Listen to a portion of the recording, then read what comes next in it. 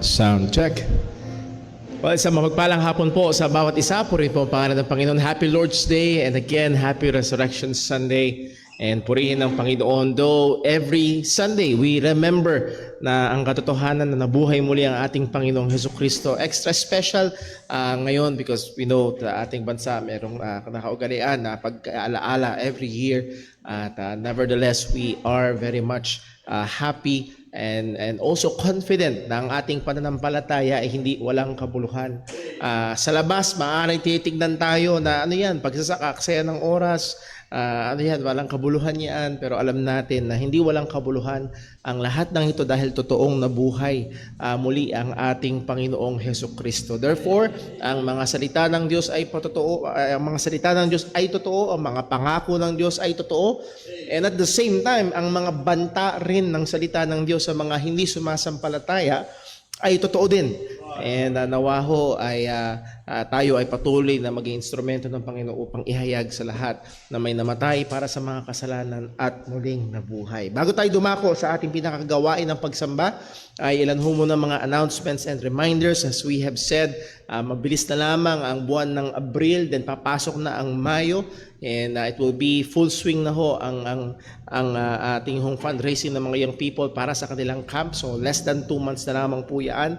And then also yung ating anniversary, ang ating church anniversary is 35 days. Pag binilang siguro natin, 35-36 days kasi May 25 ang ating hong church anniversary, April 20 ho ngayon. So that will be around 35 days. Pag-pray ho natin, ipag-imbita na ho natin. We will have our invitations as early siguro as first or second Sunday ho ng May para maipag-imbita na ho natin. Again, ang ating tema is the right gospel, ang tamang ebanghelyo.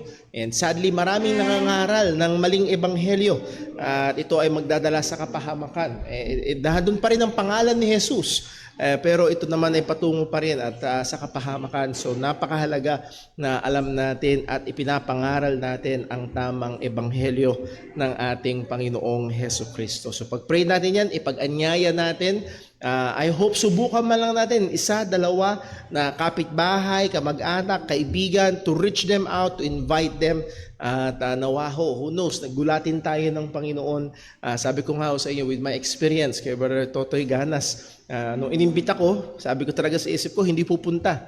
Pero lo and behold, ginamit ng Diyos yung isang imbitasyon na yon, nakarating siya at patuloy nating nakakasama ho sa mga gawain at iniligtas siya ng Panginoon. So papuri sa pangalan ng Panginoon. So just try to invite at maaaring gamitin ito ng Panginoon upang sila ay iligtas. At muli ho, kung ang magiging problema ay pagpunta dito sa church, talk to me. Baka po nating iayos ho yung mga bagay ho na yan para ho sila ay makarating ho dito sa atin hong gawain. At ang gagawin ho natin sa ating May 25 anniversary service, so umaga ho ay evangelistic, and then sa hapon nag-a-adjust tayo ng 1 oras, 3 p.m. ang atin hong afternoon service hanggang 4:30, and then pagkatapos noon ay yung ating church celebration and fellowship at potluck po yun. So maganda, maging handa na ho tayo sa bagay po na yon. And then also, yun nga ho pala, hindi ko makalimutan, magkakaroon din tayo ng church general cleaning bago ho ang anniversary. Usually ginagawa natin yun the Saturday before ng atin hong ng atin hong anniversary. So if you will be free for that, May 24 po yun. Be here Saturday morning para tulong-tulong ho tayo na maglinis. Pero before that, May 11, Mother's Day po yan. Sa mga nanay, ipag-imbita nyo sa mga kumare muli, sa mga may kumare ho dito, ay imbitahan nyo ho sila, mga kapatid, mga tito, tita, not just yung babae o nanay, kundi yung buong pamilya, imbitahan ho natin. And that's our joy and also privilege to honor them as bilang mga magigiting na inaho ng tahanan. So pag-pray ho natin yan, and we are very much looking forward to it. So yun ho, ang ating mga announcements and reminders. Muli ho, mga young people, please mag-sign up na ho kayo. Mayroon tayong sign up sheet ho, na ilalabas tayo sign up sheet ho dyan sa mga sasama sa camp. Meron na. So para magkaroon tayo ng number to work with para ho sa ating mga sasama ho sa camp, at nawa ho ay pag-pray ho natin muli. Napakaganda ng tema ng camp, Knowing God's Will. At yan ho ay napakahalaga. Yung iba, ang God's will, ang alam lang ng God's will ay lifetime partner. Kasama yun. Pero again, in our daily life, in your career, and even lifetime partner, at hopefully ito'y gamitin ng Diyos. Malay mo, dun mo siya makilala sa camp. Amen? At nawa ho ay gamitin ng Diyos siya. Okay, so that covers our announcements and reminders. Muli nga ho pala, ang ating mga envelopes ay may color coding, white for our, brown for our tithes and offerings, ating mga normal na gastusin dito sa church, and then yung ating green para sa ating project offering, yung white para sa ating missions offering. At nawa, nagamitin natin ang lahat ng ito, at yun ho ay I'm sure ay makakaluwalhati ho sa ating Panginoon. Dako ho tayo sa atin hong paghahanda sa pagsamba, isang sandali ng tahimik at personal na pananalangin upang hinati ng tulong, gabay at pagsiyasat ng Panginoon sa atin upang maging handa tayo sa ating pagsamba. Let us pray.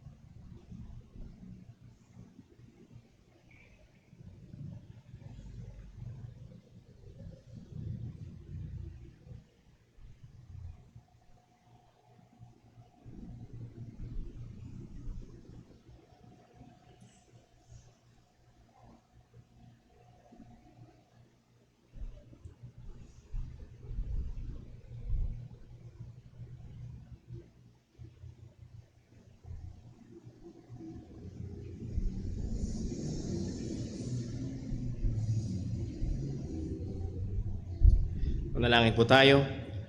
Panginoon naming Diyos, aming Ama sa langit, Diyos na makapangyarihan, Diyos na maluwalhati, tunay nakakamangha Ikaw, Panginoon, na may lalang ng lahat ng bagay. Di mo lang nilalang lahat ng bagay, O Diyos, kundi Ikaw rin na nagsusustento sa lahat ng bagay. Sabi ng iyong salita, ultimo ang bawat ulan ay galing sa iyo, ang bawat pagkain ng hayop ay galing sa iyo. At yun din, Panginoon, ang bawat buhay namin, hininga namin, Panginoon, ay galing sa iyo. Salamat, Panginoon, at wala kaming maipagmamalaki at malinaw, Panginoon, ang lahat ng lahat ng ito ay mula sa iyong mabuting kamay. Tunay nga, anong meron kami na hindi pinagkaloob sa amin, at matasumpungan naming mabilis, Panginoon, na ito ay biyaya mo lamang. Salamat, O Diyos, karapat-dapat kang purihin, lalo't higit sa katotohanan na ibinigay mo ang iyong bugtong na anak para sa aming kaligtasan. Salamat, O Diyos, at nawa, kagaya ng panalangin ni Apostol Pablo, ikaw po ang magbigay sa amin ng mga mata na nakakakita at lalo pang maunawaan kung gaano katindi, gaano kalalim, gaano kataas at gaano kalapad ang iyong pagmamahal sa amin sa pamamagitan ni Kristo.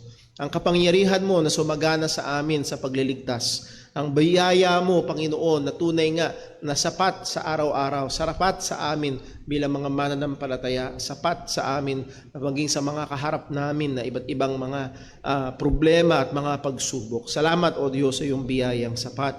And Lord, we ask now na ikaw po ang gumabay sa amin. Siyasatin mo kami sa anumang mga kasalanan sa aming mga buhay. Siyasatin mo kami, Panginoon, maging sa mga maaaring kasalanan na hindi namin pansin, Panginoon. At nawa, tuloy mo kaming bigyan ng pagiging sensitibo at pagkamuhi sa kasalanan, lalo na sa mga kasalanan na nakatahan sa amin. And Lord, aming pong hiniling sa buong gawain na ito, ikaw lamang ang maluwalhati at bawat aspeto ng gawain, Panginoon, tunay nga na maging kaparaanan ng pagpupuri namin sa iyo at maging mabangong samyo ito sa iyong harapan. Panginoon, pagkatapos ng buong gawain, ay tunay namin na luwalhati ang iyong dakilang pangalan. Ingatan, samahan, tulungan mo po kami ngayon, maging ang mga kapatiran namin na handun ang mga pangangailangan, karamdaman, at iba't ibang mga sitwasyon, no, Panginoon, salamat sapagkat alam namin na Ikaw ang Diyos na nakakaalam at Ikaw rin ang Diyos na nakakakita at lahat ng ito ay nasa ilalim ng iyong soberanong kamay. Mahabag, maawa, ingatan mo kami, Panginoon, dahil namin sa pangalan ng aming Panginoong Hesukristo. Amen. Tayo po tayong lahat at tayo po imawit sa Panginoon.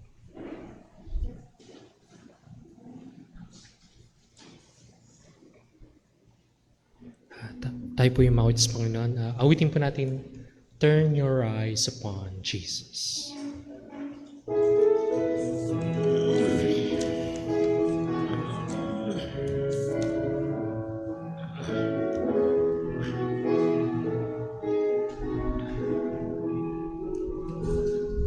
O soul, are you weary and troubled?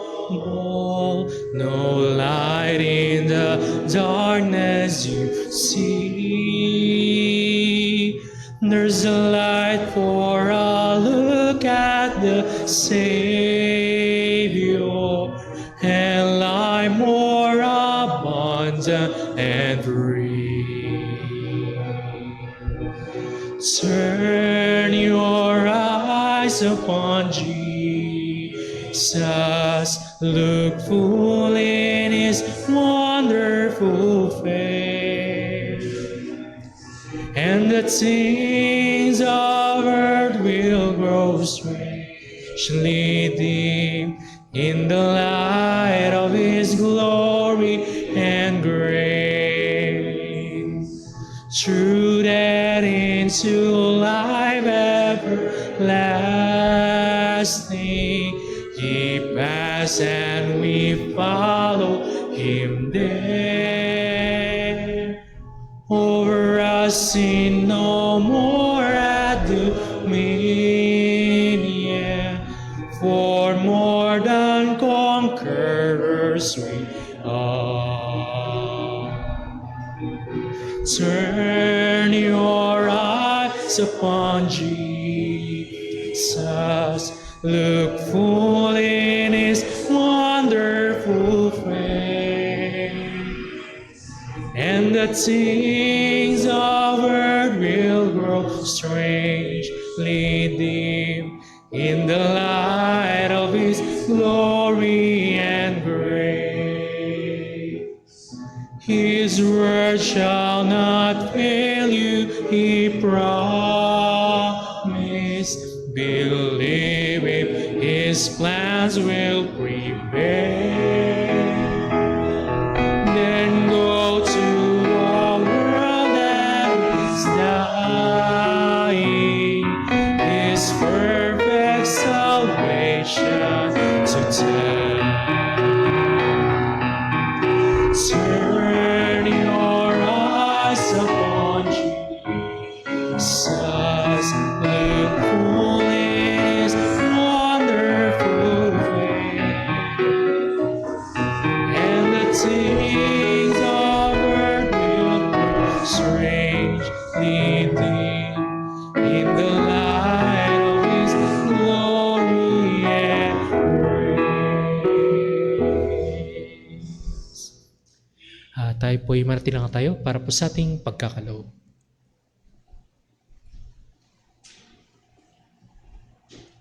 Magandang hapon po mga kapatid sa pananampalataya. Ating basahin ang mga talatang basehan sa pagkakaloob na magmumula sa 2 Corinthians chapter 9 verse 6 to 8. Sabay-sabay po nating basahin. Ready, read. At ito ang ibig kong sabihin. Ang nagtatanim ng kaunti ay kaunti rin ang aanihin. At ang nagtatanim ng marami ay marami rin ang aanihin. Ang bawat isa ay magbigay ayon sa ipanasya ng kanyang puso, hindi nang hihinayang o napipilitan lamang, sapagkat iniibig ng Diyos ang masayang nagbibigay. Kaya ng Diyos na pagkalooban kayo ng masaganang pagpapala sa lahat ng bagay, upang maging masagana kayo sa lahat ng uri ng mabuting gawa, habang pinupunan ng lahat ng inyong mga pangangailangan sa tuwina. Tayo pong lahat ay manalangin. O dakilang Diyos na mapangyarihan sa lahat, lubos po kami nagpapasalamat sa iyong grasya at awa sa amin, Panginoon. Higit sa lahat sa salita mo, Panginoon, na patuloy na nagpapaalala sa amin na ikaw ang Diyos na namatay at muling nabuhay. Ikaw, Panginoon, na nagligtas sa aming mga makasalanan, Panginoon. Sino kami, Panginoon, upang patuloy na lumapit at kayo po yung may kakayahan na magligtas sa amin, Panginoon. O Diyos, maraming salamat po sa masagana mong biyaya at awa sa amin, Panginoon. Panginoon, salamat po sa pagkakataon na kami ay binigyan mo ng hininga upang magpasalamat, magpuri, Panginoon, sa iyong kadakilaan sa aming buhay, Panginoon.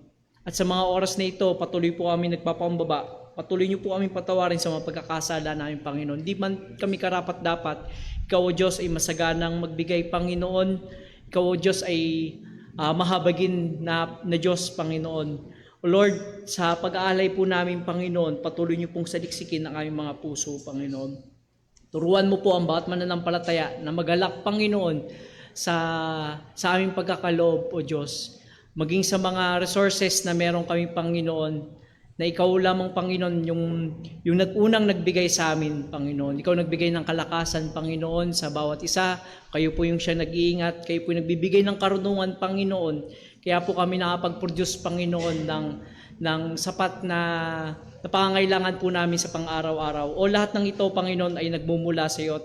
At hindi po namin ito makakaya na kung wala ang iyong biyaya at grasya, Panginoong Diyos. Sa lahat ng malilikom na salapi, Panginoon, ay magamit, Panginoon, sa pinakamainam mong gawain, O Diyos, ay kakalawak ng iyong ebanghelyo. Panginoon, patuloy niyo po aming turuan na maging mabuting katiwala po kami, Panginoon, sa mga pagpapalang pinagkakaloob niyo po sa amin.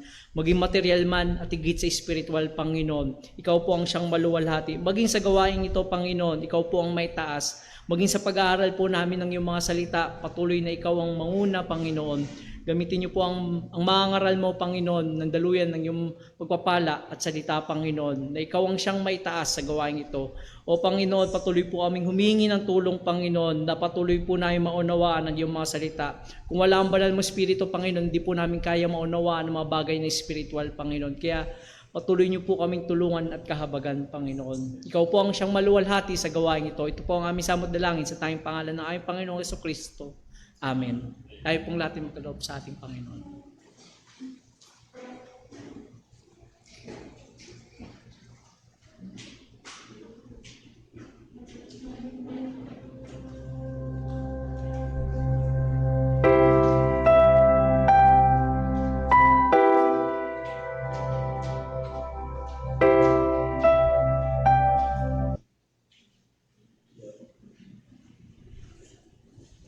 Tayo po ulit tumawag sa Panginoon na awitin po natin, Behold our God.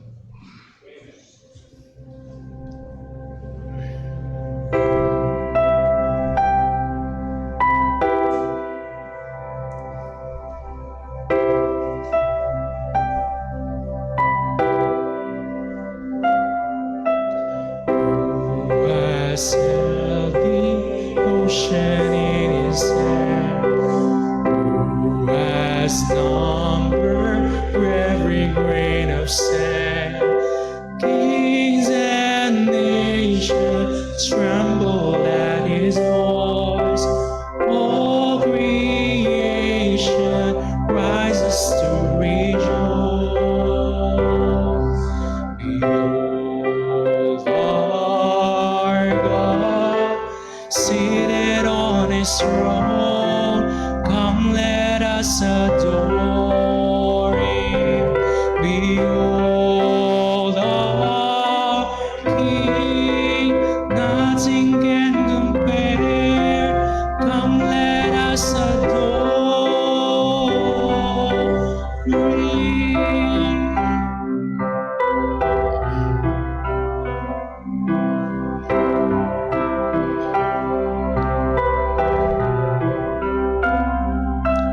Who has given counsel to the Lord? Who can question any of his words?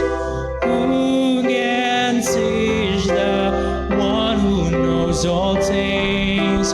Who can fathom all his wonders?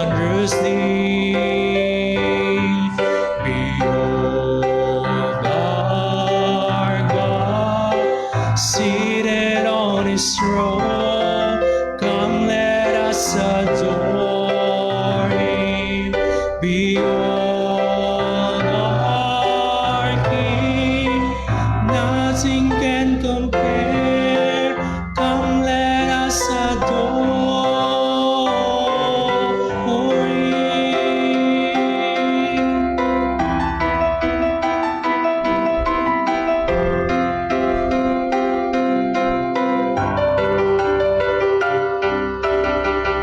Who has felt the nails upon His head, bearing all the guilt of sinful men? God eternal, humble to the grave, Jesus Savior, risen now to reign. Behold our God, seated on His throne. Come, let us adore Him. Behold our King, nothing can compare. Come, let us adore Him. You will reign forever. You will reign forever. You will reign forever. You will reign forever. You will reign forever. You will reign forever. Behold our God, seated on His throne. Come, let us adore Him. Behold our King, nothing can compare. Come, let us adore. Behold our God, seated on His throne. Come, let us adore Him. Behold our King, nothing can compare. Come, let us adore Him. At tayo po ay magsing lahat para po sa pagbasa ng salita ng Diyos.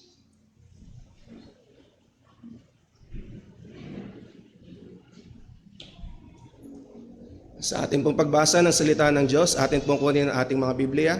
Buksan po natin ito sa aklat po ng 1 Corinthians chapter 15 verses 16 to 23. Sabay-sabay po nating basahin sa Tagalog. Ready? Read. Sapagkat kung ang mga patay ay hindi muling binubuhay, si Kristo man ay hindi muling binuhay. Kung si Kristo ay hindi muling binuhay, ang inyong pananampalataya ay walang kabuluhan. Kayo'y nananatili pa rin sa inyong mga kasalanan. Kung gayon, ang mga namatay kay Kristo ay napahamak. Kung para sa buhay na ito lamang tayo umaasa kay Kristo, sa lahat ng mga tao ay tayo ang subalit ngayon, si Kristo ay binuhay mula sa mga patay na siya ang unang bunga ng mga namatay. Sapagkat yamang sa pamagitan ng isang tao'y dumating ang kamatayan, sa pamagitan din ng isang tao'y dumating ang pagkabuhay na muli ng mga patay. Sapagkat kung paanong kay Adan ang lahat ay namamatay, gayon din kay Kristo ang lahat ay bubuhayin. Subalit ang bawat isa ay ayon sa kanya-kanyang panahon. Si Kristo ang unang bunga at pagkatapos ay ang mga kay Kristo sa kanyang pagdating. Purihin po ang ating Panginoon, tayo pa yumapo.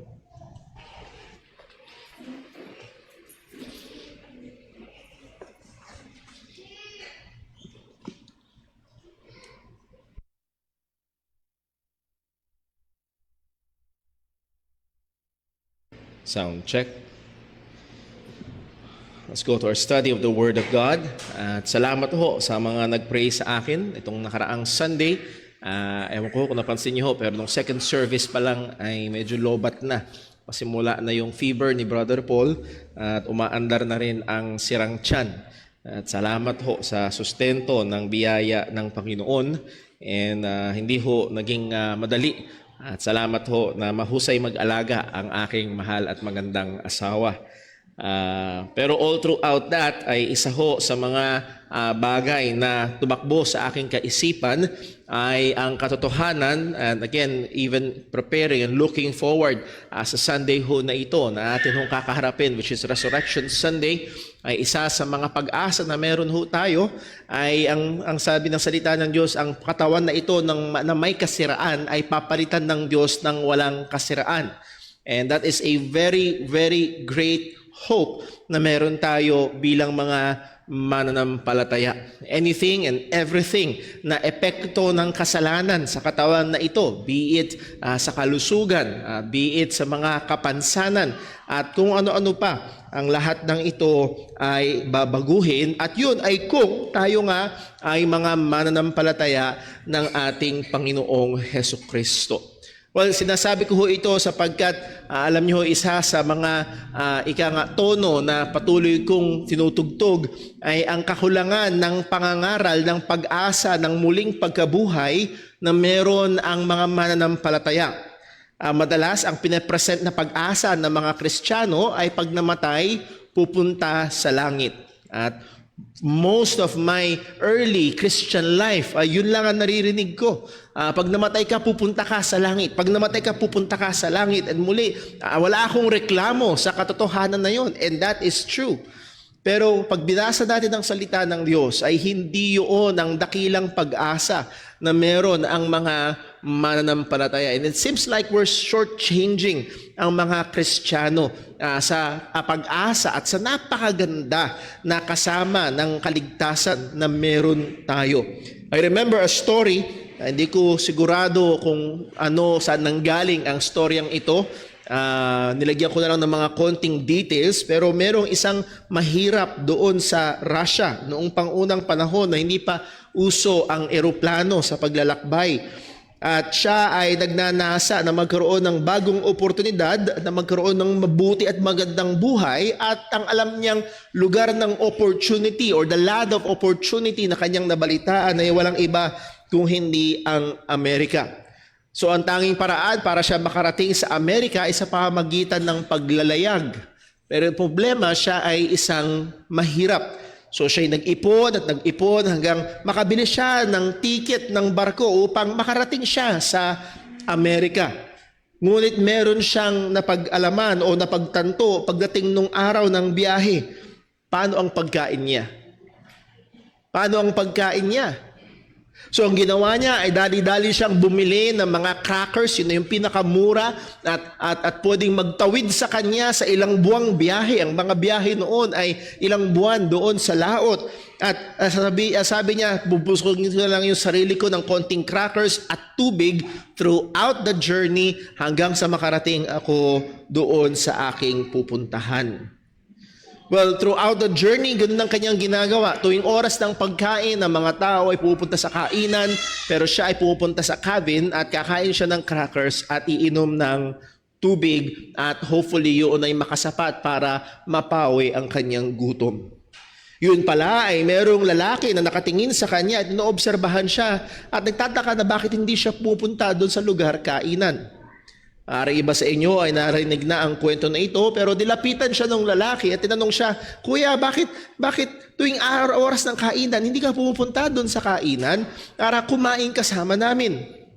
At ang sabi nitong mahirap na ito, kasi sir, wala akong sapat na pera pambili ng pagkain. At ang sabi noong lalaki, "Patingin nga ng ticket mo, kuya." Pinakita niya yung ticket at ang sabi nitong lalaki, "Naku kuya, kasama dun sa ticket na binayaran mo, yung pagkain." So all the while, alam niya patungo siya dun, pero hindi siya nag-e-enjoy kundi nag-e-endure dun sa journey. Sapagkat merong mga bagay na kasama doon Pero hindi niya alam at hindi niya na-enjoy at nag-i-endure lang siya sa journey. At isa sa paulit-ulit na pinapaalala ng mga apostol sa mga mananampalataya, as we have studied kaninang umaga sa 1 Peter, na dumadaan sa maraming pag-uusig at maaaring dumadaan sa iba't ibang mga kahirapan, isa sa mga matinding kapahingahan at nagbibigay pag-asa sa mga mananampalataya through their journey patungo doon sa lugar na kung saan nihanda ng Panginoon para sa atin ay ang katotohanan na merong muling pagkabuhay. Kasama ang muling pagkabuhay sa dakilang kaligtasan na ibinigay sa atin ng Panginoon. So puntahan natin ang ating pag-aaralan ngayong hapon at ito ho ang pinakamensahe. Our hope in our salvation is not only that our souls are going to heaven when we die, but it includes our bodies being resurrected in glorified state and to be with Christ forever. Ang ating pag-asa sa ating kaligtasan ay hindi lamang ang ating mga kaluluwa ay pupunta sa langit pag tayo ay namatay, kundi kaakibat o kasama nito ang ating mga katawan ay bubuhayin muli o tayo ay bubuhayin muli sa isang maluwalhating kalagayan at tayo ay sasapiling ni Kristo magpakailanman. Bago tayo tumulak ay tayo muna ay manalangin. Let us pray. Panginoon naming Diyos, aming Ama sa langit, Lord, salamat sa napakadakilang kaligtasan na iyong pinagkaloob sa amin. And Lord, kailangan namin na lalo pang malaman, lalo pang matutunan ang gaano nga kadakila ang kaligtasan na ito. And as Paul prayed para sa mga mananampalataya sa Efeso, ganun din naman, Panginoon, nawa sa amin din, Panginoon, ang bigyan mo kami ng mga spiritual na pangunawa. Buksan mo ang aming mga mata upang maunawaan namin ang dakilang kapangyarihan mo na sumagana sa amin sa pamamagitan ni Kristo. Maunawaan namin ang dakilang kaligtasan at mga napakadaming biyaya na kaakibat nito na yung pinagkaloob sa amin. Lord, totoo ang iyong salita. You have blessed us with all spiritual blessings in heavenly places in Christ. At nawa, Panginoon, gamitin mo ang pag-aaral na ito upang dagdagan kami ng pagkaalam. At gayon din, Panginoon, ito'y magtulak sa amin sa pagpuri at pag-appreciate, Panginoon, sa dakilang biyaya mo ng kaligtasan sa amin. Ikaw lamang ang maitaas, Panginoon, sa gawaing ito. At gayon din, mahabag ka sa mga wala pa sa pananampalataya kay Kristo. Dalangin namin ito sa ngalan ng aming Panginoong Hesus Kristo. Amen. Well, tatlo ho ang pinakapunto natin ngayong hapon sa ating pag-aaral. Ito ho yun, the importance of the resurrection, number 1. Number 2, the reality of the resurrection. Una, yung kahalagahan ng muling pagkabuhay. Pangalawa, ang realidad ng muling pagkabuhay. Then pangatlo, the hope of the resurrection, ang pag-asa ng muling pagkabuhay. Tingnan ho natin ng una, the importance of the resurrection. Simulan natin sa verse number 16. Now, as I've said ho, merong matinding kakulangan sa maraming mga churches sa panahon natin ngayon ng pangangaral ng pag-asa ng muling pagkabuhay. Maybe because it is viewed by many na parang ang resurrection ay parang myth lamang at parang very hard to believe. Pero as we have said, ito ay isang paulit-ulit na pag-asa na tinuturo at ibinibigay ng mga apostol sa mga mananampalataya. At kung merong isang lugar sa Biblia na talagang binigyang pansin ang muling pagkabuhay, ay walang iba kundi sa 1 Corinthians chapter 15. Kung yung naalala, ang 1 Corinthians ay every epistle is an occasional letter. Every epistle is an occasional letter. That means may okasyon, kaya sumulat. Alam niyo, may na-receive kayong text message, tapos ang laman-laman, wala lang. Hindi, may rason, kaya ka mag-text. At gayon din, kaya susulat si Apostol Pablo or si Apostol Pedro sa mga mananampalataya o sa mga iglesia ay laging merong okasyon. At bilang nag-aaral ng salita ng Diyos, isa sa mga dapat tingnan, ano ba yung okasyon? Bakit sumulat? Ano yung dinidil? Ano yung problema? Ano yung issue? O ano yung magandang bagay? Kaya sumulat ang mga apostol sa kanila. At particularly sa chapter 15 ng 1 Corinthians, merong dinidil si Apostol Pablo. Ang sabi niya, kung bubuksan natin sa 1 Corinthians chapter 15, at sisimulan natin sa verse number 1, Ang sabi, moreover, brethren, I declare unto you the gospel which I preached unto you. Pagkatapos italakay ni Apostol Pablo ang maraming mga bagay, simulan niya ang chapter 15 verse 1, moreover. Higit pa sa mga ito. Itong paksa na ito ay napakahalaga. Sapagkat mayroong mga nangangaral sa Korinto, as we have seen last morning sa ating mensahe, nangangaral sila na walang muling pagkabuhay. At pinaalala sa kanila ni Apostol Pablo na bakit may nagtuturo ng walang muling pagkabuhay? Kaya kayo naligtas ay sa pamamagitan ng gospel. At bahagi ng gospel ang pangangaral patungkol sa muling pagkabuhay ni Kristo. Kaya nga ang sabi ni Pablo, inuulit ko sa inyo, pinapaalala ko sa inyo naman, ito yung sinampalatayanan nyo. Ito yung pinangaral ko sa inyo na tinanggap ko at tinanggap nyo rin naman. Ang sabi niya, moreover, brethren, I declare unto you the gospel which I preach unto you, which you also received, and wherein ye stand, by which also ye are saved, if ye keep in memory, or if ye keep that which I preach unto you, unless ye have believed in vain. So pinaalala niya kung paano sila naligtas. So it is indispensable sa gospel message, ang message ng resurrection, ang muling pagkabuhay ni Kristo. Pagdating sa verse 3, for I delivered unto you first of all that which I also received, how that Christ died for our sins according to the scriptures. Sadly, maraming pangangaral ay hanggang dun lamang. Pero pagdating sa verse 4, that He was buried and that He rose again the third day according to the scriptures. So that is the gospel in capsule form. Si Kristo ay namatay para sa ating mga kasalanan at si Kristo ay muling nabuhay ayon sa banal na kasulatan para sa ating kaligtasan. At pinaalala ni Apostol Pablo sa mga mananampalataya sa Korinto na merong mga saksi. Merong mga nakakita. Sa verse 5, ang sabi, and he was seen of Cephas, and that's none other than Apostle Peter. And then of the 12, kasama na si Cephas, of the 12. Verse 6, after that, he was seen of above 500 brethren at once, of whom the greater part remain unto this present, but some are fallen asleep. So 12, and then mayroon pang more or less 500 na mga kapatiran na nakakita sa kanya na muling nabuhay. Verse 7, after that he was seen of James, then of all the apostles. Verse 8, then last of all he was seen of me also.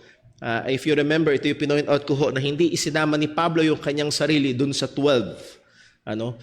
Merong special, very special ang apostleship ni Apostol Pablo. So he was, and last of all, he was seen of me also as one born out of due time. Ang point ay ito, ang resurrection ni Kristo ay hindi nangyari sa isang madilim na liblib na lugar na walang nakakita at basta may nagkiklaim lang. Ito ay isang pangyayari na marami ang nakasaksi, marami ang nakakita, at marami ang nagpapatotoo. Therefore, kung i-deny ang resurrection o kung titignan ito, ay meron lamang more or less tatlong option. Kung walang laman nga ang puntod, well, una, hindi talaga namatay si Kristo. At sabi ng iba, talagang hindi namatay. Na-knock out lang. Nawalan lang ng malay. After some days, after 3 days, nagka-ulit siya, kaya siya lumabas. Well, isang tanong, paano isang taong sugatan ay itutulak yung bato na napakabigat at meron pang bantay na mga sundalo? Well, pangalawa, kagaya nung ipinakalat nila nung mga Sanhedrin o pinakalat ng mga religious leaders, well, hindi nabuhay muli si Kristo, siya'y patay pa rin, pero dahil sinabi niya siya'y mabubuhay muli, ang ginawa niyong kanyang mga disciples ay ninakaw ang katawan. Sa Matthew chapter 28 verse 12, mababasa natin ang sabi, and when they were assembled with the elders and had taken counsel, they gave large money unto the soldiers. Nireport ng soldiers exactly kung ano nangyari. Nang yumanig, bumagsak silang parang mga patay, na naalis yung takip ng puntod, and then nung nagkamalay sila, wala na. Nireport nila kung ano eksakto ang nangyari. Ngunit sila'y sinuhulan ng mga religious leaders saying, "Say ye his disciples came by night and stole him away while we slept. And if this come to the governor's ears, we will persuade him and secure you." Sa madaling salita, kaming bahala sa inyo. Pag narinig ng mga nasa taas, kami ang bahala sa inyo. So they took the money and did as they were taught, and this saying is commonly reported among the Jews until this day. Until Matthew's writing of this gospel after some years, ay yun pa rin yung pinaka-major na view. Yun, nagtagumpay ang propaganda ng mga religious leaders at napaniwala ang mga tao na ninakaw nga lang ng mga disipulo ang katawan ng ating Panginoong Hesukristo. Or the third option is this: He really rose from the dead. Siya talaga ay nabuhay mula sa mga patay. Totoo ang kanyang sinabi, "Gibain niyo ang templong ito at pagkatapos sa 3 araw ay aking muling ibabangon." At ito ay nagpapatungkol sa kanyang sarili. Isa nga ho na magandang patibay ng katotohanan ng muling pagkabuhay ni Kristo ay ang mga apostol at maging ang mga Kristiyano na kasama nila ay willing ibigay ang kanilang buhay para dito.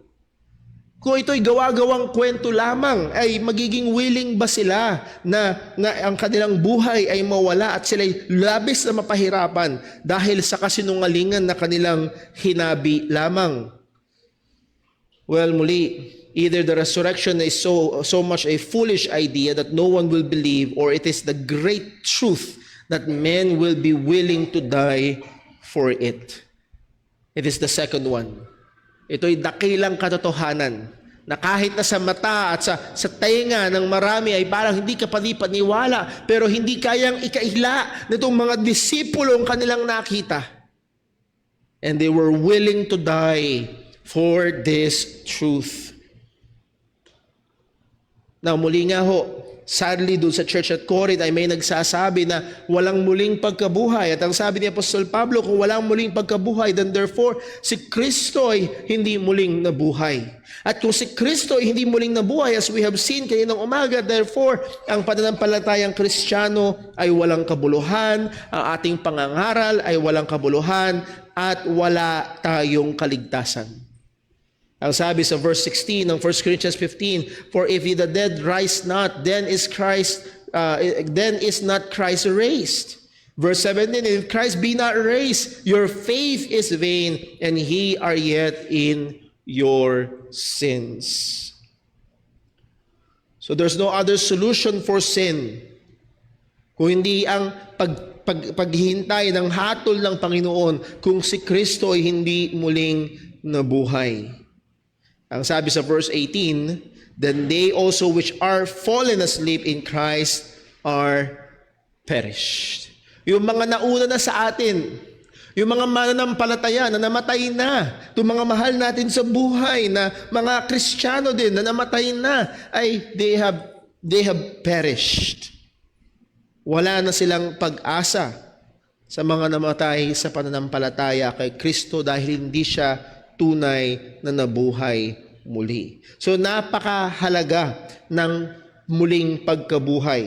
Hindi natin ito dapat hayaan na mabura. Hindi natin ito dapat hayaan na makontaminate. Hindi natin ito dapat hayaan na mawala sa tugtugin nga ng ebanghelyo o pangangaral ng ebanghelyo. Kung ito ay madalas na absent sa pangangaral ng ibang iglesia, nawa manatili na dito sa church na ito na sinasaysay at hindi tayo nahihiya na pinapakita at pinapaalam sa mga tao na naniniwala tayo sa nabuhay muli ng tagapagligtas. Ito ay kine-question ng sanlibutan, tinatawanan ng mga intelihente. Pero ito'y tungtungan ng ating pag-asa bilang mga mananampalataya. At muli, merong mga saksi. Merong mga saksi. It is even foolish, lalong kamangmangan na hindi maniwala. Bakit? Merong mga saksi. At maniwala ho kayo mga kapatid, hindi pa uso ang CGI noon. Hindi pa uso ang mga special effects. And muli nga ho, itong mga saksi na sa muling pagkabuhay ni Kristo were willing to suffer para sa pangangaral ng katotohanan na ito. So the importance of the resurrection, how important is the resurrection? Nakatungtong dito ang pananampalatayang Kristiyano. Muli, kung hindi siya muling nabuhay, hindi na ako pastor bukas. Well, no, mamaya. Kung hindi siya muling nabuhay, tama na, uwi na tayo, gawin na lang natin yung gusto natin.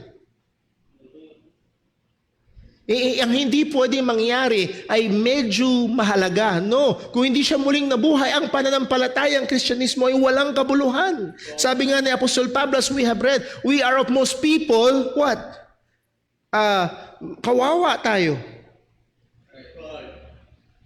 Most miserable, sabi ng salita ng Panginoon.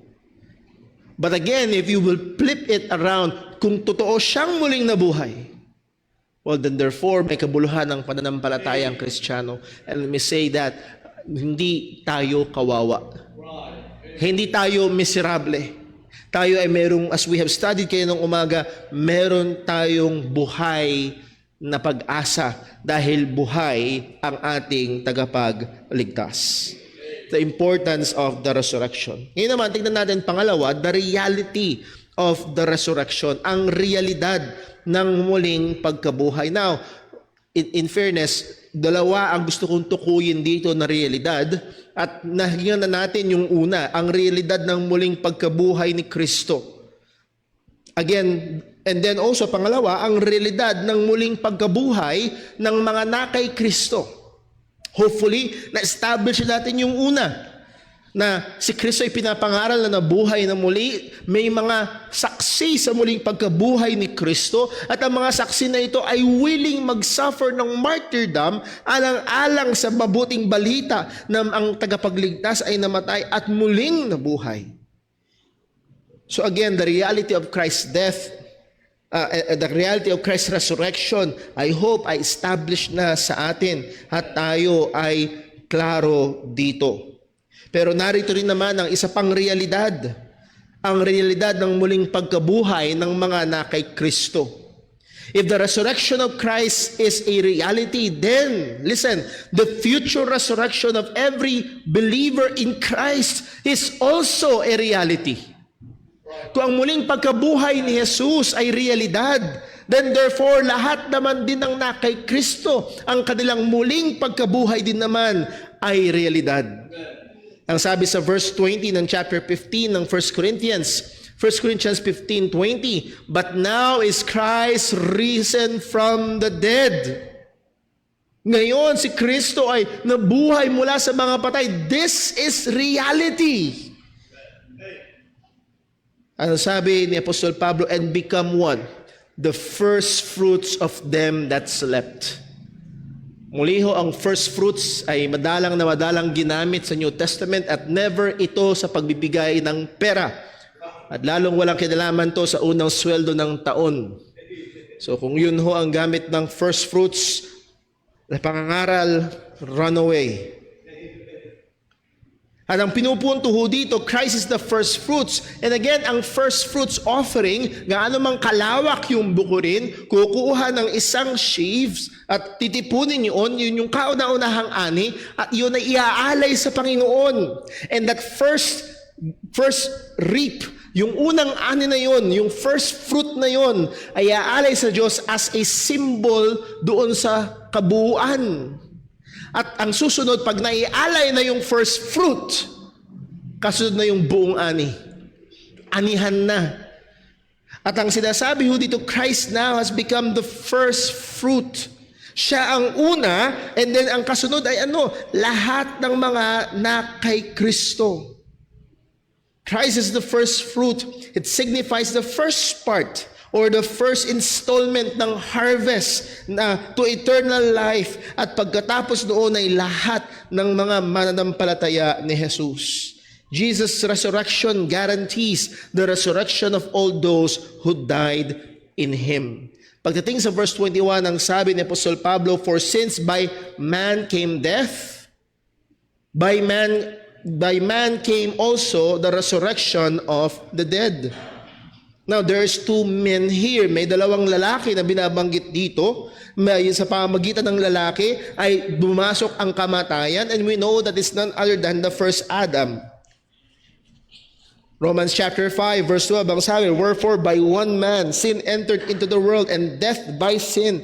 So death passed upon all men, for that all have sinned. So sa pamamagitan ni Adan pumasok ang kamatayan at ang kasalanan, at sa pamamagitan ng kasalanan pumasok ang kamatayan.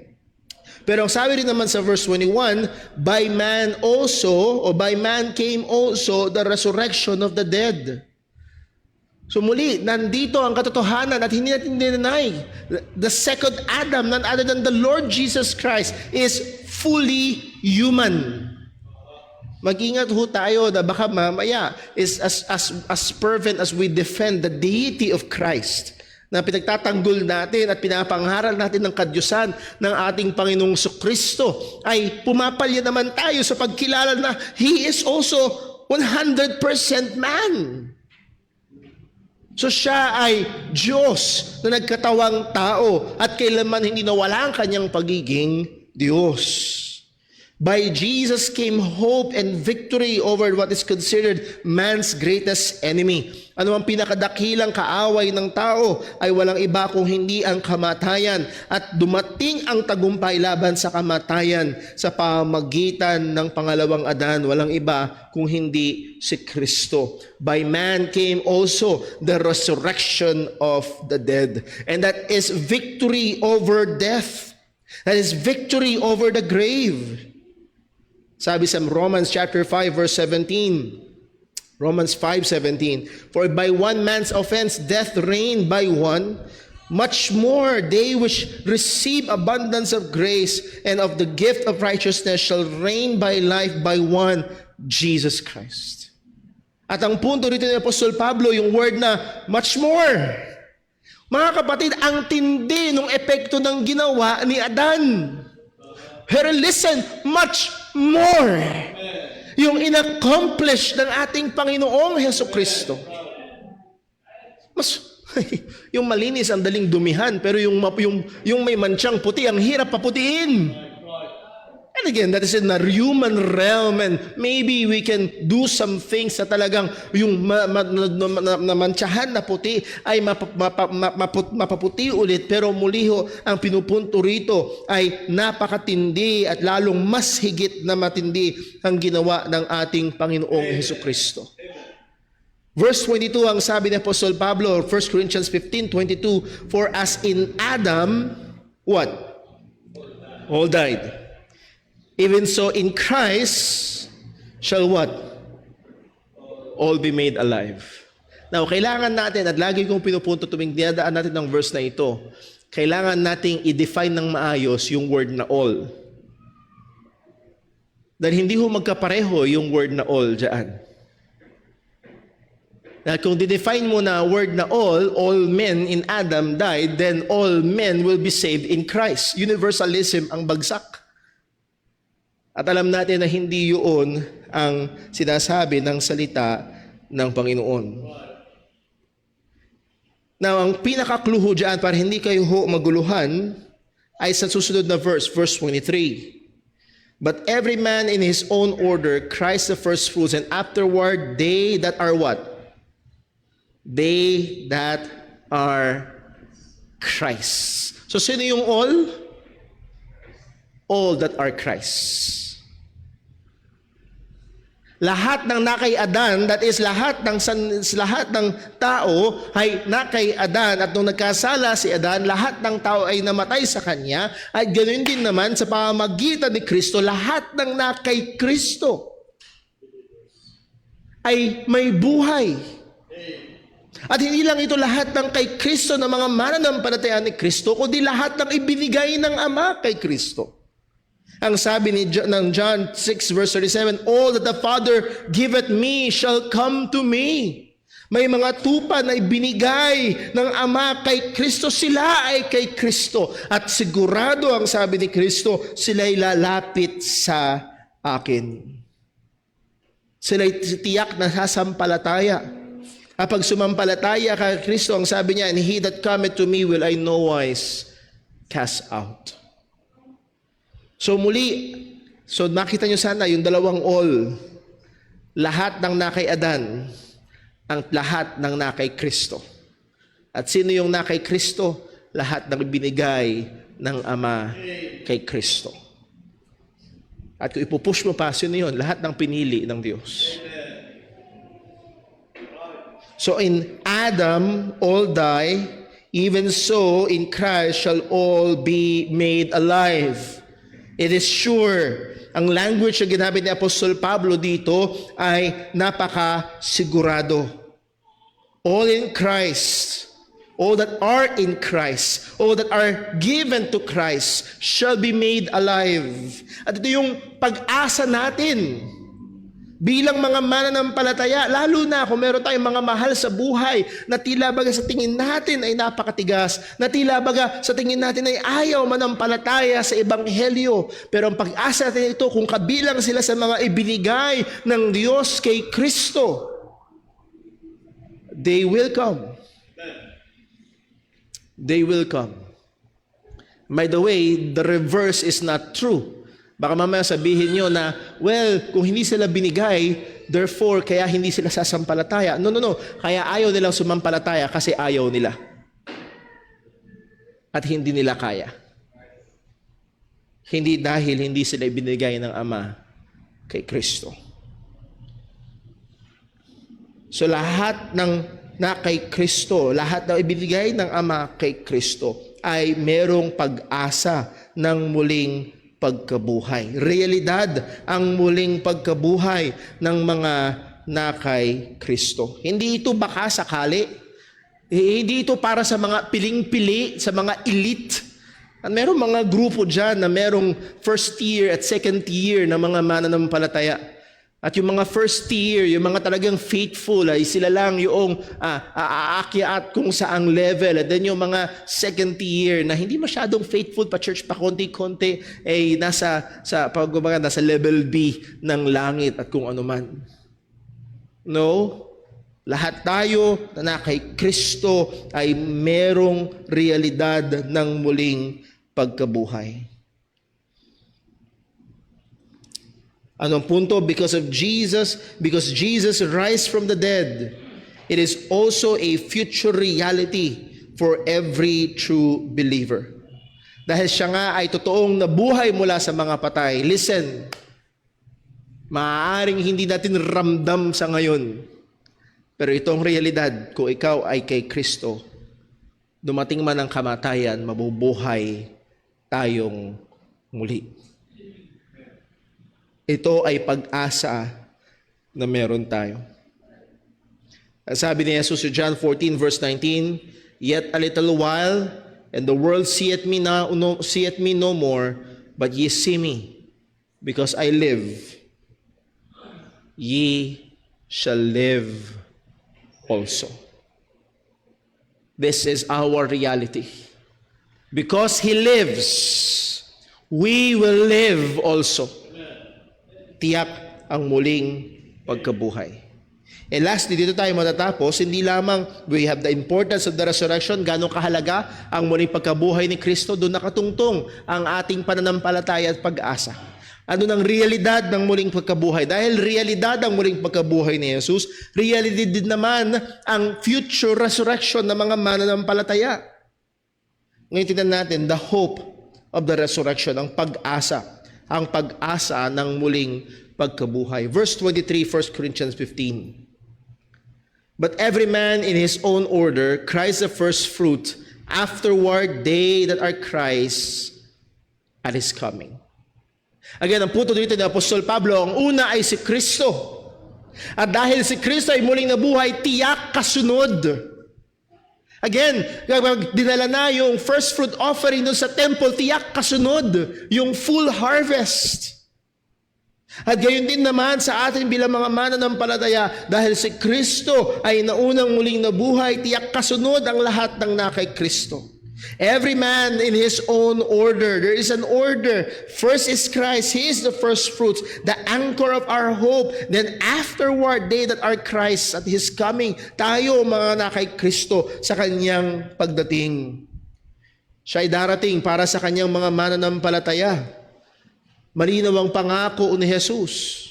Sa John 14 verse 1, ang sabi niya, let your heart be troubled. You believe in God, believe also in me. In my Father's house are many mansions. If it were not so, I will have told you, I go to prepare a place for you. And if I go to prepare a place for you, I will come again. And if I go to prepare a place for you, I will come again and receive you unto myself, that where I am, there will ye be also. Tiyak ang pangako niya. Hindi siya kagaya ng iba na babalikan daw pero nang iiwan. Tiyak ang pangako ni Kristo. Ang sabi niya sa 1 Thessalonians 4 verse 16, 1 Thessalonians 4 verse 16, for the Lord Himself shall descend from heaven with a shout, with the voice of the archangel, and with the trump of God, and the dead in Christ shall rise first. So hindi to proof text para kay Donald Trump.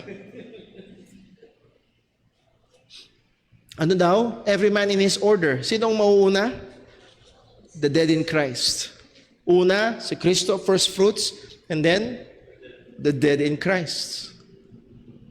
Verse 17, then we which are alive and remain shall be caught up together with them in the clouds. What a unimaginable. You will be caught up in the clouds to meet the Lord in the air, and so shall we ever be with the Lord.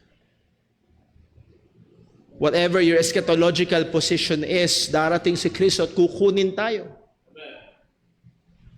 Kung ikaw ay naniniwala sa pre-tribulational rapture, darating siya at kukunin niya ang kanyang mga mananampalataya, and sadly, ginagamit ng iba ito as a horror story to scare people to heaven. Pero sabi ni Pablo sa verse 18, wherefore what? Comfort one another with these words. It's a comforting truth para sa mga mananampalataya na muling babalik ang ating Panginoon. So again, kung sakaling ikaw ay nababalisa sa kalagayan ng mundo at hindi nakakatulong ang panonood mo ng international news at kung ano-ano pa, you dive into this truth. Sabi ng Romans 8 verse 11, but if the spirit of Him that raised up Jesus from the dead dwell in you, that means nasa iyo ang banal na Espiritu, as we have studied kayo ng umaga. Pagkatapos mo manampalataya sa Ebanghelyo, Ephesians 1:13, pagkatapos mo manampalataya sa Ebanghelyo, tinahanan ka ng banal na Espiritu. And if the Spirit of Christ dwell in you, ang sabi ng Bible, He that raised up Christ from the dead. And who raised up Christ from the dead is none other than the Father, through the power of the Spirit. He that raised up Christ from the dead shall also quicken your mortal bodies by His Spirit that dwelleth in you. Hindi yun magiging mahirap. Minsan yun ang ginawa ang tao mula sa alikabok, hindi magiging mahirap sa Diyos na ulitin ito.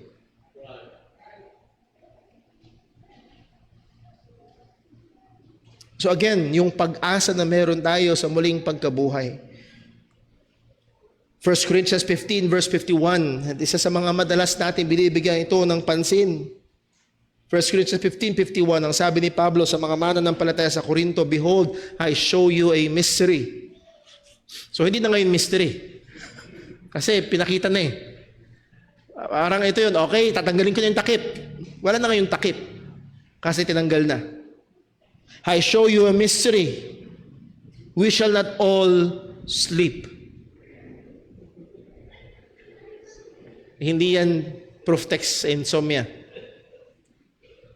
Ang punto dyan ni Pablo ay hindi lahat ng Kristiyano mamamatay. Pag dumating ang ating Panginoong Kristo ngayon, meron siya mga abutan na buhay, and we which are alive shall be caught up together with Him in the air. We shall not all sleep. Minsan nag-uusap kami mag-asawa na ayaw namin na may mauna. Anong hirap, anong bigat, anong sakit.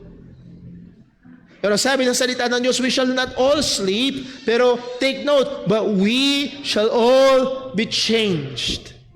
Lahat tayo ay babaguhin. At hindi ito dahan-dahan, hindi ito progressive na pagbabago. In a moment, in the twinkling of an eye, at the last trump, for the trumpet shall sound, and the dead shall be raised. Incorruptible, and we shall be changed.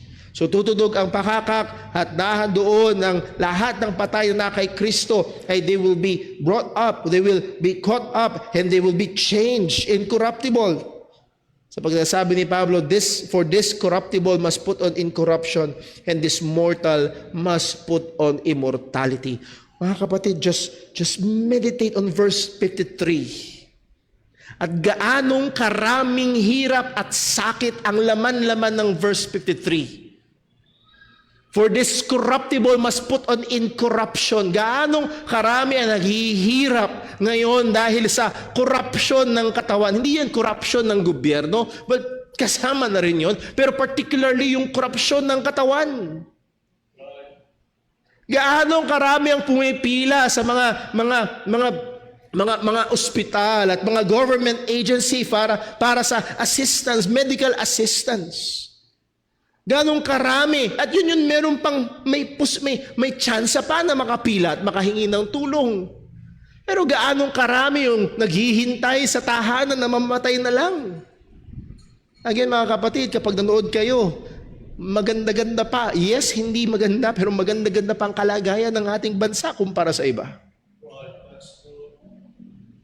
At again, napakadaming hirap at sakit sa katawan na ito, but this corruptible will put on incorruption.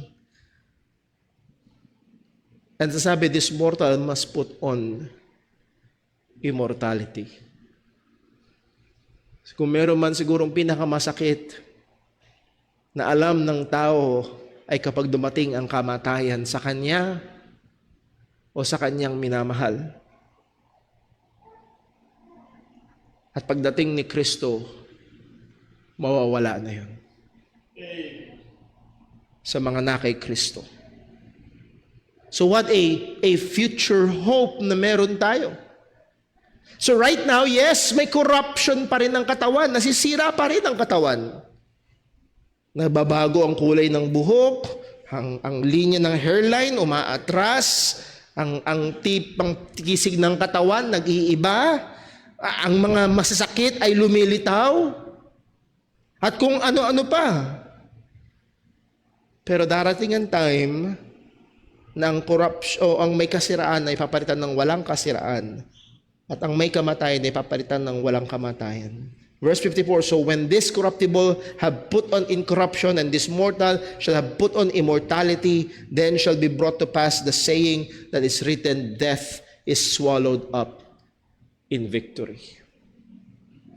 Ang mga scientifico ngayon ay patuloy na naghahanap ng sagot sa kamatayan. Paano lalabanan ang kamatayan? Tayo mga Kristiyano, alam natin na merong tiyak na solusyon sa kamatayan. And it will not be through medical ways. It will be through Christ. Death is swallowed up in victory. Lalamunin ng pagtatagumpay ang kamatayan, at ito'y sa pamagitan ni Kristo. At ano ngayon ang praktikal na aplikasyon nito sa atin bilang mga mananampalataya? Kung meron tayong ganitong katinding pag-asa ng muling pagkabuhay, dahil si Kristo ay muling nabuhay. Muli, doon tayo nanggaling. Dahil siya'y totoong muling nabuhay, tayo rin naman ay totoong may pag-asa ng muling pagkabuhay. Realidad yung pag-asa natin, at yung maganda yung pag-asa natin. So kung meron tayong pag-asa nito, paano tayo ngayon dapat mabubuhay? habang naghihintay sa muling pagkabuhay. Paano tayo dapat mabuhay? Verse 58, 1 Corinthians 15. Therefore, my beloved brethren, be ye steadfast, unmovable, always abounding in the work of the Lord, for as much as you know that your labor is not in vain in the Lord. Amen. Be ye steadfast. Ang larawan niyan ay huwag kang magpapaalis. May puwersang tumutulak sa iyo, huwag kang magpapatulak. Unmovable, ibig sabihin yan, huwag kang aalis. May mga times na may tukso na parang gusto mong umalis, huwag kang aalis. Hindi lamang yun, always abounding in the work of the Lord. Ibig sabihin, sumasagana, nag-o-overflow sa gawain ng Panginoon. And muli, ang gawain ng Diyos ay hindi lang sa loob ng 4 na sulok ng church na ito, kundi sa ating pagsunod sa kalooban ng Diyos, pagsunod sa mga batas o mga kautusan ng Panginoon sa pamumuhay natin bilang mga mananampalataya na may pagtatapat sa Kanya. Be steadfast, unmovable, always abounding in the work of the Lord. Why? Our labor is not in vain. Why? Dahil totoo siyang nabuhay muli. Dahil totoo ang pag-asa na meron tayo. Realidad ang ating muling kabuhay. The hope of the resurrection is one of the most important truths sa buhay ng mananampalataya na magbibigay power, magbibigay lakas sa atin para mag-persevere sa paglilingkod. O madalas, ang ginagamit na pangtulak ng mga mangangaral, humanda ka, susumpain ka ng Diyos. Humanda ka, papaluin ka ng Diyos. And there may be truth in some of those. Pero isang napakagandang encouragement sa atin, nabuhay siyang muli. Dapat may epekto yun sa ating pamumuhay. Nabuhay siyang muli. Listen, nabuhay siyang muli. Dapat may epekto yun kung paano namin palalakihin ang aming mga anak. Kasi nabuhay siyang muli. Ano ang pangarap na meron kami kay Timmy at kay Leah? Nabuhay totoong muli si Jesus. Meron yung epekto. Young people, dapat merong epekto ang muling pagkabuhay ni Kristo sa mga desisyon at pangarap at pagpaplano ninyo. At gayon din, ayoko sana sabihin sa matatanda na, pero papunta na sa takip silim, sabi nga nila. How will you spend your remaining years? Dapat may epekto ang muling pagkabuhay ni Kristo. Kung paano tayo mabubuhay sa mundong ito. So sana makita ho natin ang muling pagkabuhay ni Kristo hindi lamang high theological knowledge to be put somewhere up there sa shelf. No, it is very practical. And we need it. Kailangan nating mapaalalahanan araw-araw ang katotohanan ito upang tayo ay manatiling matibay, hindi nakikilos, hindi naaalis, at sumasagana sa gawain ng Panginoon. Let's pray. Panginoon naming Diyos, aming Ama sa langit, salamat po. Salamat po na totoong muling nabuhay ang aming Panginoong Hesukristo. Salamat po na alam namin na realidad din ang iyong pangako sa amin na kaming mga na kay Kristo Jesus. Una ay ang mga namatay na kay Kristo at kasunod kami ng mga buhay kay Kristo ay bibigyan mo at babaguhin mo. Bibigyan mo ng katawan na walang kasiraan at walang kamatayan. At ang mga patay na kay Kristo ay bubuhayin mong muli. Natiyak ang aming pag-asa ng muling pagkabuhay. At yan din, Panginoon, salamat sa katotohanan na si Kristo ay muling nabuhay. Therefore, alam namin na ang kamatayan ay isang talunan na nakaaway. At nawa, O Diyos, ang katotohanan ito ay magkaroon ng epekto sa amin. Sa lahat ng aspeto ng aming mga buhay. Aming buhay pamilya, sa pagpapalaki ng mga bata, sa pangarap na meron kami, sa mga young people, sa mga desisyon na kanilang gagawin. Nawa, bigyan nila ng konsiderasyon na nabuhay muli talaga si Kristo. At nawa, maging malaking factor ito sa aming buhay bilang mga Kristiyano.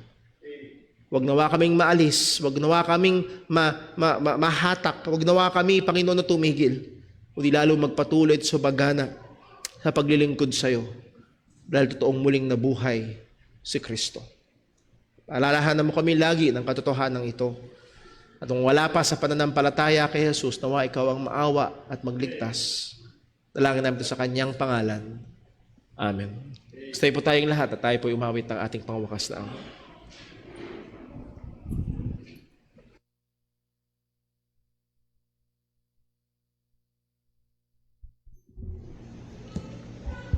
Tayo po yung mawit sa Panginoon. Awitin po natin, It is well with my soul.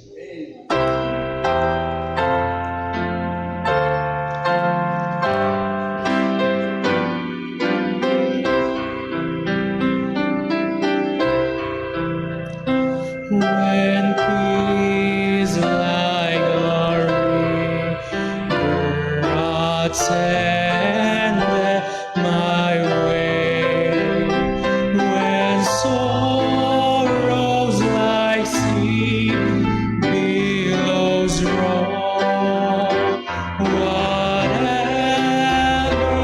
my lot, thou hast taught me to say, it is well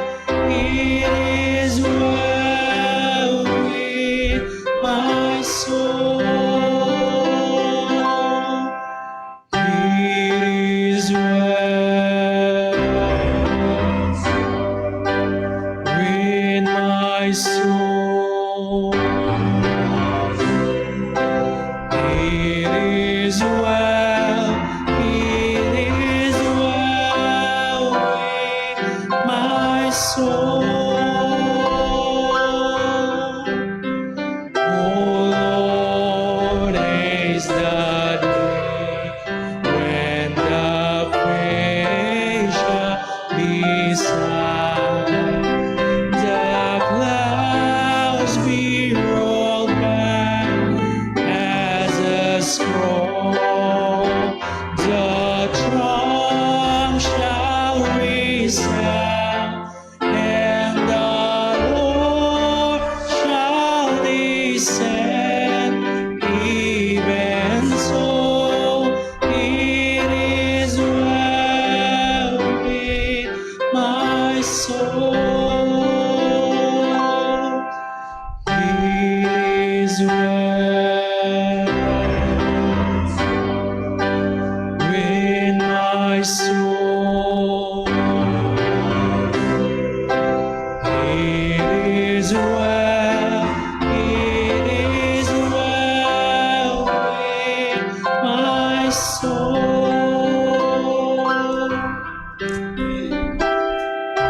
Amen. Puri po ang pangalan ng Panginoon. Salamat po sa bawat isang naririto, maging sa ating mga kasama online. I would like to encourage everyone, balikan natin ang mga salita ng Diyos na ating pag-aralan, ang pag-asa na meron tayo sa muling pagkabuhay ng ating Panginoong Hesukristo. Nawa, ito'y umepekto nga sa atin, magbigay ng direksyon sa atin sa lahat ng ating mga desisyon sa ating mga buhay. Ingatan nawa tayo ng Panginoon at sa man tayo tinawag ng Diyos ay patuloy tayong maging maalat na asin at maliwanag na ilaw para sa kanyang kapurihan.